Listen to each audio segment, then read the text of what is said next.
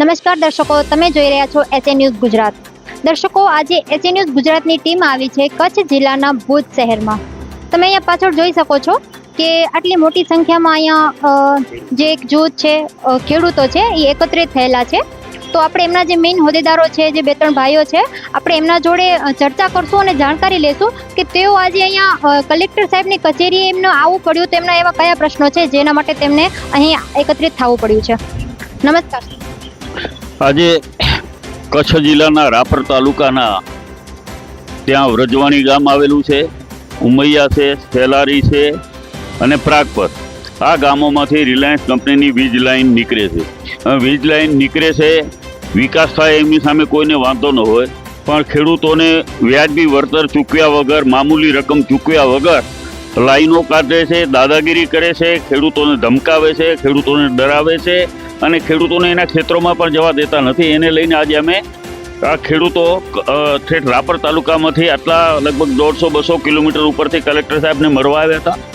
એમની સાથે હું પણ જિલ્લા કોંગ્રેસના પ્રમુખ તરીકે સાથે ગયો હતો. મારું નામ વી.કે. ઉંબલ છે.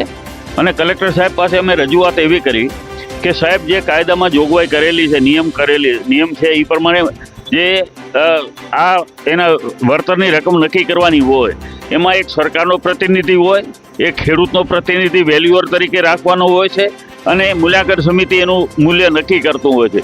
પણ એને આ ક્યાંય પણ નિયમોનું પાલન કર્યા સિવાય માત્ર ને માત્ર કંપનીને ફાયદો થાય એવી રીતે મામૂલી રકમનું વળતર જંત્રીના ભાવ નક્કી કરી અને વળતર નક્કી કરી દીધું છે. જ્યાં 25-30 લાખ રૂપિયા ટાવરના ચૂકવાતા હોય, જ્યાં 10-15 હજાર રૂપિયા વાયરના રનિંગ મીટર ચૂકવાતા હોય, એની જગ્યાએ આ વિસ્તારમાં માત્ર 1.5-2 લાખ રૂપિયામાં જ આ કામ કરાવવા માંગે છે. એટલા માટે થઈને કલેક્ટરશ્રીને અમે કીધું કે નિયમોનું પાલન જે કરવાનું છે, ખરેખર વાસ્તવિકમાં જંત્રી નહીં પણ ત્યાં બજાર ભાવ શું છે એને ધ્યાનમાં રાખી અને વળતરની રકમ નક્કી કરવાની હોય છે. એને બદલે તમે ખેડૂતોને આવી રીતે પોલીસનો કાફલો મૂકી ડરાવે, ધમકાવે, મારે, કૂટે, આ કઈ રીતનું શાસન અત્યારે ચાલી રહ્યું છે?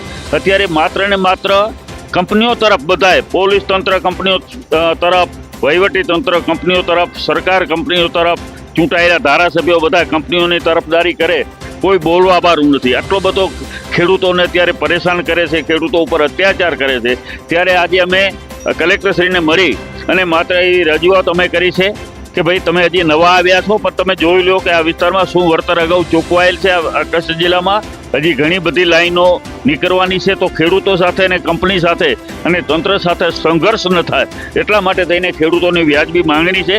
યોગ્ય વળતર એને મળવું જોઈએ, પણ યોગ્ય વળતર આ લોકો ચૂકવવા માંગતા નથી. અત્યારે કલેક્ટરશ્રીએ પણ માની લ્યો, જ્યારે તરફદારી કંપનીની કરતા હોય એવું એનું અત્યારે વ્યવહાર કંપનીઓનો કલેક્ટરશ્રીનો હતો. નિયમની પ્રમાણે કામ થશે, આ થશે, બરાબર નહીં. નિયમનું પ્રમાણે પણ તમે કામ કરતા નથી. આજે સુરેન્દ્રનગર જિલ્લાનો કોંઢ ગામ હોય, અહીંયા વાંઢિયામાં આપણે કચ્છ જિલ્લામાં 1.5 મહિના સુધી ખેડૂતોએ આંદોલન કર્યા છે. અત્યારે સમગ્ર કચ્છ જિલ્લામાં 15 થી 20 આવી વીજ લાઈનો નીકળવાની છે. ત્યારે કચ્છના ખેડૂતોની હાલત શું થશે? તો અમારી આજે માંગણી ખેડૂતોને લઈને એ જ હતી કે ખેડૂતોને એક જ વખત કંપનીએ વળતર ચૂકવવાનું થાય છે, પછી આખી કાયમી કંપની કમાવાની છે. માત્ર એક વખત જ ખેડૂતોને વળતર ચૂકવવાની વાત છે, તેમ છતાં કંપનીઓ વળતર ચૂકવવા માંગતી નથી. તો 1.5-2 લાખ રૂપિયા વળતર એટલે શું કહેવાય? એટલે ખેડૂતોને દબાવી, ધમકાવી, કોઈ યોગ્ય વળતરનું પાલન કર્યા, નિયમોનું પાલન કર્યા વગર, વળતર ચૂકવ્યા વગર આ કંપની કામ કરવા માગે છે. રિલાયન્સ કંપની છે. બીજી વાત કહું, ખાલી લાઈન પૂરતી વાત નથી, એનો કોરિડોર નક્કી થયેલો હોય એનાથી પણ બહાર બીજી જમીનો પણ બગાડે છે. ત્યાં પાકને નુકસાન થતું હોય, ક્યાંક ક્રોપને નુકસાન થતું હોય, ક્યાંક ઝાડને નુકસાન થતું હોય, પણ આ કોઈ જાતની વાત સાંભળવા તૈયાર નથી. પોલીસ જાણે બધી જમીન એમના માલિકીની હોય એ રીતે ખેડૂતો સાથેનો એનો વ્યવહાર છે. ખેડૂતોને એને ખેતરમાં પણ જવા દેતા નથી. ખેડૂતોને અત્યારે ખૂબ ડરાવે છે, ધમકાવે છે. અમારી માંગણી એવી છે કે તમે બીજા જિલ્લાઓમાં જે રીતે વળતર ચૂકવાય છે, દાખલા તરીકે નવસારી, સુરત, તો એ રીતે અહીંયા વળતર કેમ ચૂકવાતું નથી? નવસારીનો કલેક્ટર એક હુકમ કરે, કચ્છનો કલેક્ટર બીજો હુકમ કરે, તો આ કોઈ હિસાબે વ્યાજબી નથી. કચ્છના કલેક્ટરને પણ કહેવા માગીએ છીએ કે તમે કચ્છમાં આવ્યા છો, કંપનીની તરફદારી કરવાનું મૂકી દો, ખેડૂતોને યોગ્ય વળતર મળે અને નિયમને જે પાલન નહીં કરો તો તમને પણ અમે કોર્ટમાં લઈ જશું. કલેક્ટર છે એની જવાબદારી પણ બને છે કે કાયદામાં જે જોગવાઈ છે, સરકારે જે જોગવાઈ કરેલી છે એના પ્રમાણે એનું વળતર મળવું જોઈએ. તો આજે રાપર તાલુકાના ઠેર રાપર તાલુકાથી અહીંયા ખેડૂતો આવ્યા છે, એની વેદના સાંભળે, એને યોગ્ય વળતર મળે. આજે અપંગ જે વિકલાંગ છે ખેડૂતો સાથે, એના સાથે તમે પોલીસનો વ્યવહાર જોવો, એની સાથે કંપનીનો વ્યવહાર જોવો, આપણને દુઃખ થાય ક્યારેક કે આ સરકાર લોકો માટે કામ કરે છે કે કંપનીઓ માટે કામ કરે છે એ ખબર નથી પડતી. તો ખરેખર ખૂબ ગંભીર બાબત છે. જિલ્લામાં અત્યારે ખેડૂતો હાલત ખૂબ ખરાબ છે. જગતનો તાત છે, આખા આપણે જગતને એનો અન્ન પૂરું પાડે છે, એને તમે પૂરું વળતર ચૂકવતા નથી તો કોઈ હિસાબે આ ચલાવી લેવાય નહીં. આજે અમે કલેક્ટરશ્રીને કહીને આવ્યા છીએ, કંપની અને ખેડૂતોને બેસાડો, ખેડૂતોનો વેલ્યુઅર આમાં નિમવો જ જોઈએ કે નિયમની જોગવાઈ છે એનું પાલન કરો. ઈ વેલ્યુઅર કિંમત નક્કી કરશે. એક કંપનીનો એક વેલ્યુઅર હશે અને એક સરકારનો પ્રતિનિધિ હશે, 3 જણ થઈ અને એની કિંમત નક્કી કરવાની છે. પણ ક્યાંય પણ આ કાયદા કે નિયમનું ક્યાંય પાલન કર્યું નથી. એમને કલેક્ટરશ્રીએ હુકમ કરી દીધા છે. ખોટા હુકમો છે એ રદ કરી અને નવેસરથી ખેડૂતોને સાંભળે એ રજૂઆત આજે અમે કલેક્ટરશ્રીને કરી છે. કલેક્ટરશ્રીએ કીધું છે હું જોવરાઈ લઉં છું, પણ જોવરાવી નહીં, ખરેખર ખેડૂતોને માટે કામ કલેક્ટર કરે એવી અમારી માંગણી છે. આભાર. તો દર્શકો, આપણી સાથે એક જે ભાઈ જોડાણા છે, પોતે મતલબ કે ખેડૂત છે. તમે જોઈ શકો છો એમની હાલત કે પોતે અપંગ છે તોય પણ આટલા જે 150 થી 200 કિલોમીટર દૂર અહીં પોતાની આ જે રજૂઆત લઈને આવ્યા છે. તો આપણે એમનાથી પણ એમના શબ્દો પણ સાંભળશું કે જો આપણો હક છે, આપણી માલિકી છે અને આપણે રજા લેવી પડે તો કાલે આપણું શું થશે? આપણા જો મારા જમીન માથે તો મારો વ્યવહાર છે, જે કાંઈ રોટલો રોજી રોટી આતે મને એ જમીન માથે મારું છે. કચ્છ કલેક્ટર આજ આ ભાઈ છે ને કાલે બીજા ભાઈ છે, કંપનીવાળા કર્મચારી આજે એક છે ને કાલે બીજા છે. મારું જમીન તો છીનવાઈ જાય છે. હું એવું માનું છું કે મારા માથે તો આગ તૂટી પડ્યો છે. હવે આ લોકો કોઈ મારું સાંભળવા પણ રાજી નથી અને એવા પ્રેશર કરે છે કે કામ રામજીભાઈ તો ચાલુ દે છે. હું રાપર તાલુકાના વરજવાણી ગામના 185 પૈકી એક ઉપર માલો જબરજસ્તી પોલ ઊભો કરી રહ્યા છે. તો કેટલી રજૂઆતો કર્યો, આ ત્રીજો 3 તો ધક્કા ખાધા. કદાચ રાપર જવું પડે, ભચાઉ જવું પડે, ગાડીઓ લઈને 4 પગે વિકલાંગતા છે. 85% હું વિકલાંગતા ધરાવું છું. એક પણ પગને પગ ન હોવાના હિસાબે થોડોક આડોડો થઈ શકતો નથી. મને તો બહુ તકલીફ છે. કાં પછી મેં છેલ્લે એવી રજૂઆત કરી છે રિલાયન્સ વાળાને, કાં મને તમે તમારી ઘરે લઈ જાઓ અને નકા આનો નિકાલ આપો, કાં મને કંપની રિલાયન્સ વાળા એ લોકોને મને ઘરે બેસાડી અને રોજી રોટી આપતા હોય તો મને મંજૂર છે. બાકી આ વસ્તુ તો મને બિલકુલ મંજૂર નથી.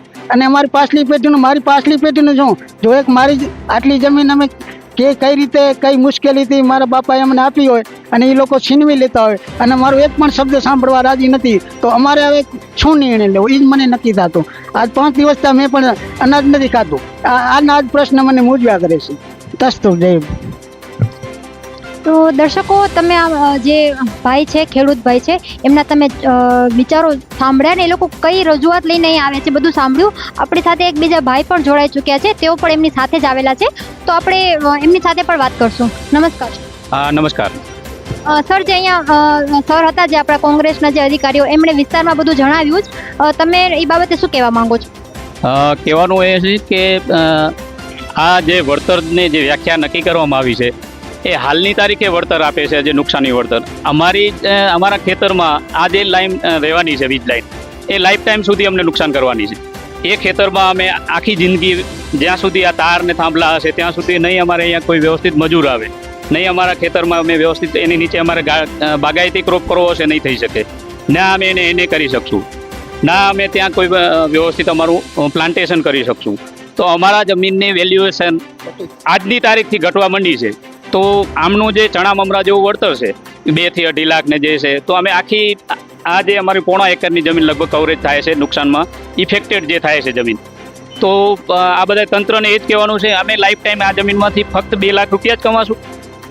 ખેડૂતોની માંગણી આ જ છે. અત્યારે જગતનો તાત જેને કહેવામાં આવે છે, ખેડૂતને જે કણમાંથી મણ પેદા કરે છે, આખી દુનિયાને જે અનાજ પૂરું કરે છે, તો એ ખેડૂતની હાલત આવી કેમ? નુકસાન આખી જિંદગીનું છે અને વળતર ફક્ત કોડીનું છે. તો આ કેમ ખેડૂત તરફી કોઈ સત્તાધારી પક્ષમાંથી કેમ કોઈ આવીને બોલતું નથી? કેમ સત્તાધારી પક્ષના જે નેતાઓ સામાન્ય શિરસ્તો એવો હોય કે પ્રજાએ જેમને ચૂંટ્યા છે એમના પ્રશ્નોને રજૂ કરવાની જવાબદારી જે તે એરિયાના MLA છે કે તાલુકા પંચાયત સભ્યો છે, કોઈ પણની આ બધા સભ્યોની હોય છે. કેમ ખેડૂતોએ દર વખતે આવી રીતે હાલાકી ભોગવવી પડે છે? 200 કિલોમીટર દૂર છે વ્રજવાણીને કદાચ આપણે તમારા ન્યૂઝ માધ્યમથી એમ કહીએ કે વ્રજ ગામ એટલે ગોકુળિયું ગામ છે. તો આજની તારીખે કદાચ આ ગોકુળિયું ગામ કેવી રીતે પ્રખ્યાત થશે? આ વિકલાંગ મહારાજ છેક 200 કિલોમીટર દૂરથી વ્રજ ગામથી ત્યાંથી આવીને આવી રીતે પરેશાન થઈને અહીં આવી રહ્યા છે. તો કેમ આની બાબતમાં કોઈ ધ્યાન લેવામાં નથી આવતું? ક્યાં દર વખતે જ્યારે પણ મળીએ ત્યારે જવાબ એ જ મળે છે કે નિયમોની તહત કામ થશે, નિયમોને દાયરામાં રાખીને કોઈ પણ નિયમને ધ્યાને રાખવામાં આવ્યા નથી. તો આ બાબતે તંત્ર ધ્યાને લે એવી ખેડૂતોની એક રજૂઆત છે. તો સર તમે જે કલેક્ટર સાહેબને આવેદનપત્ર આપ્યું છે તો સરે મતલબ કે તમને આશ્વાસન રૂપે શું કહ્યું છે? ફર્સ્ટ ટાઈમ અમે જ્યારે આપ્યું ત્યારે કલેક્ટર સાહેબ નહોતા મળ્યા, અધિક કલેક્ટર સાહેબ મળ્યા.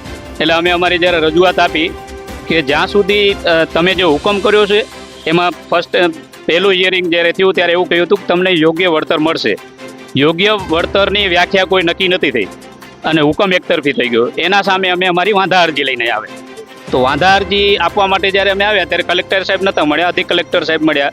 એમણે એવું કીધું કે અમે મૌખિક સૂચના આપી દઈશું, અમને લેખિતમાં ના આપ્યું કે જ્યાં સુધી તમારી સહમતિ ન થાય ત્યાં સુધી કામ કરવા માટે રિલાયન્સના માણસો કે કંપનીના માણસો આવશે નહીં.